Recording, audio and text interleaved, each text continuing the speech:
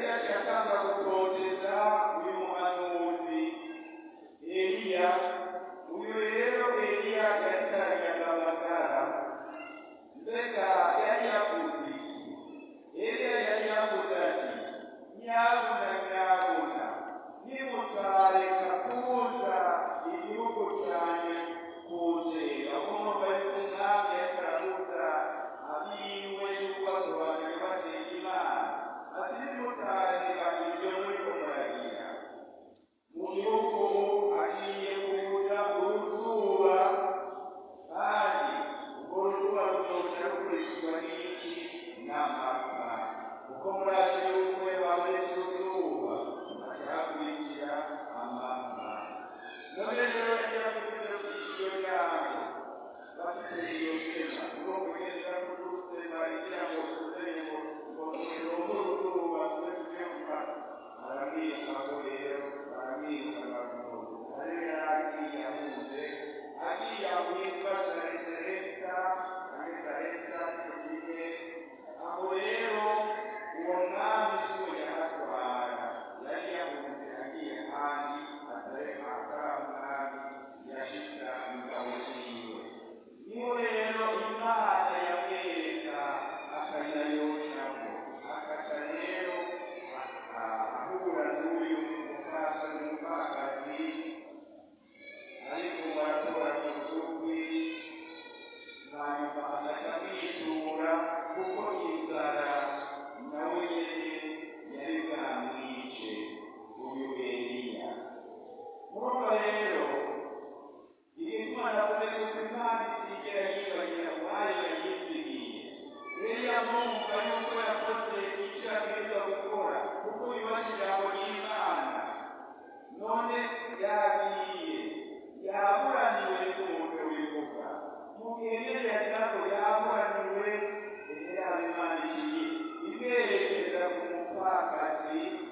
Mbere umupfakazi uriko aratumviriza ngene bimeze, wongera ngo nta n'icyo yomumarira. None umuntu ubwizokora camusaba utuntu akagira ati, oya ndacyumvise, ndiko ndatora utuntu tubiri kugira ngo ndabe yuko agakombe k'ifu nsigaranye ngenda kuraba kuko bigenza, kugira ngo uyu munsi wondonke ico carira n'umwana wanje, kandi aho ugera sigira ico ndya, tuzoca twihwerera n'umwana wanje. Imana rero imwerekeza bwoko bw'uyo mupfakazi. Umureka werekeza no ku wundi muntu atunze. Erega burya ntiyatanga umuntu uko atunze, atanga umuntu kubera ko afise umutima wo gutanga, umutima w'urukundo.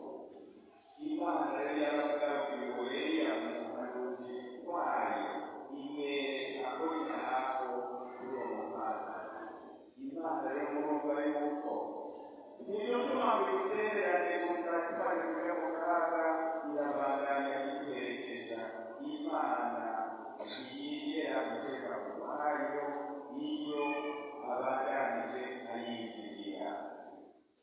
Kuko murazi yuko yahakuye rero uwo mupfakazi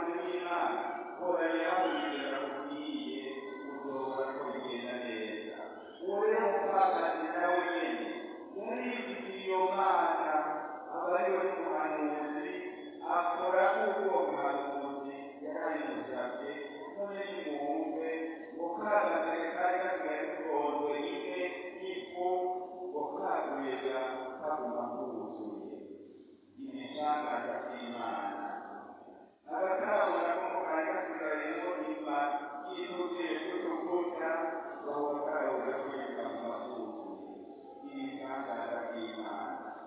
Iyo wizihiye Imana nayo iraheza ikabandanya kurwana ko mutoshwe tugenda amarira yoca kugira ngo turwaneko, niyo igenya igene iturwana ko n'amarira y'icambo.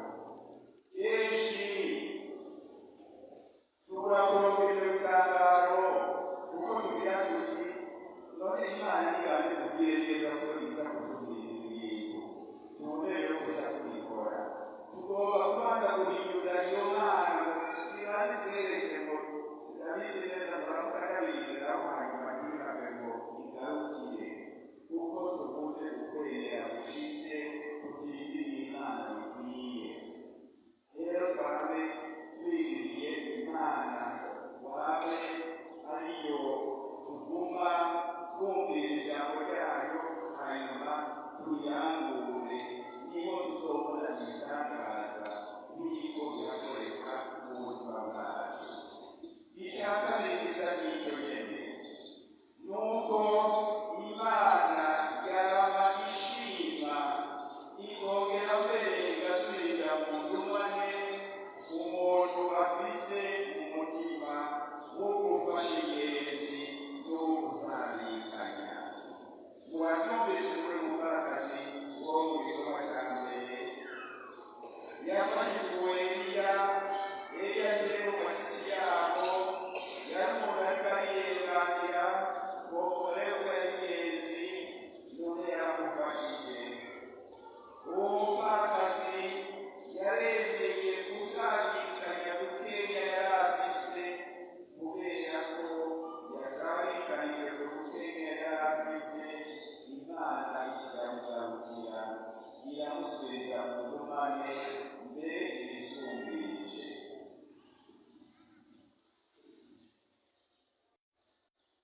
Yarigeze igihe kimwe